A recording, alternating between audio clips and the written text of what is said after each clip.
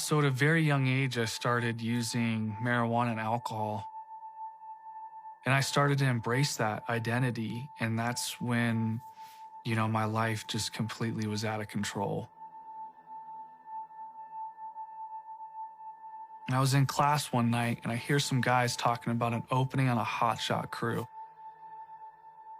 And I'm thinking to myself, I have my certs, I can do that job. I need this. I can't put into words how that moment in my life puts such a trajectory into the man I am today. After 2.5 years of fighting fire, my life was back on track and I left drugs in the past. June 30th, 2013, we'd be called to a fire in Yarnell, and it was a relatively small fire. My superintendent captain are standing right there, and they go, "Hey, Brennan, you want to be the lookout today?" I said, "Of course, Soup, I'd love to." I'm watching the fire, and the fire's moving completely away from us. It's going north, and we're on the south end of this fire. And so I'm relaying stuff back to my superintendent, and he's like, "Yeah, we're seeing similar things up here, and, just keep us informed."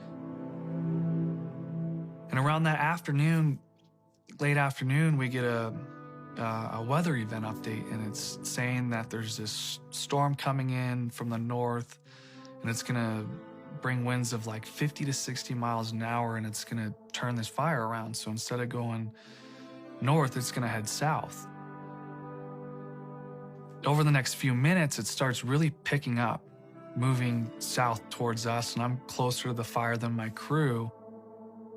So this fire now is turned around and it's pushing towards town, and we don't have time. And this fire is starting to burn homes, and I'm watching it continue to progress to where they're at. And it's moving fast. The only way I can describe it is it just kind of skipped with the wind. And so we pull out. We pull everybody out of that area, and they start pulling everyone off the fire line because this weather event has come in a lot sooner than they had suspected, and there was another one behind it pushing it.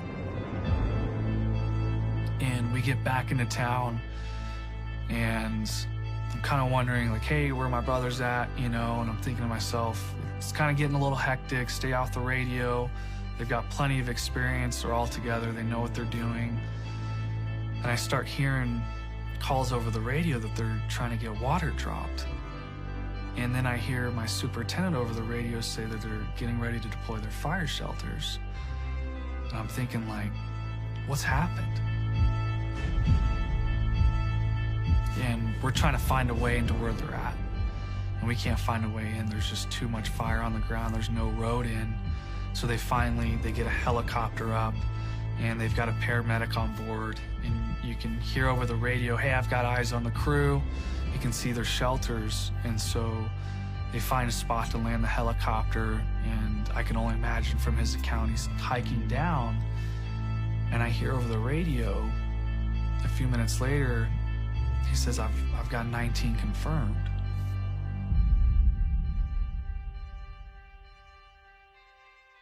And it hit me that they had just passed away.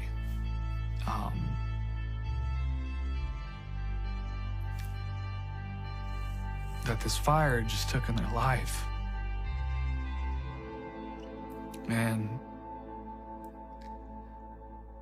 everything that had led to the man I am today was gone. I didn't really have a strong family growing up.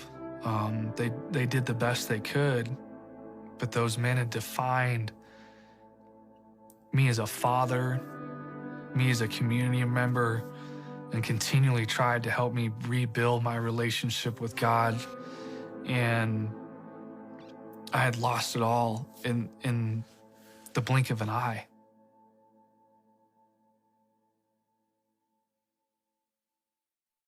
It would be months of shock. Funerals, memorials. After the tragedy, I didn't turn back to heroin, but I turned to the bottle. Throughout the day, I couldn't escape the reality of what happened. And when I went to bed, my mind was haunted by the things I had seen and experienced. And I started to drink really heavy. My life was, I can't put it was living hell. Everywhere I went, there I was sitting in the mirror wondering, why didn't I die that day? You know, and it took me a while to get honest with myself. And I just started praying and crying. And I'm like, God, I can't live like this anymore.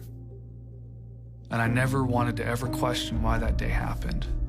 But I do want to know, can you remove this from my life? Because I can't do it on my own. So after hitting rock bottom and having these moments of contemplating suicide, I found myself in counseling. And I thought I knew what recovery was, but I had no clue. I had no clue what my relationship with Christ looked like. I had no clue what recovery looked like. But I found a brotherhood in that meeting again, and it changed my life. I had men again that were willing to rally alongside me and walk alongside me and lead me to a deeper relationship with Christ that healed pain and filled a void that I never could fill with anything else. And that was only His love, only His forgiveness, and only His hope and purpose for my future that puts me here today.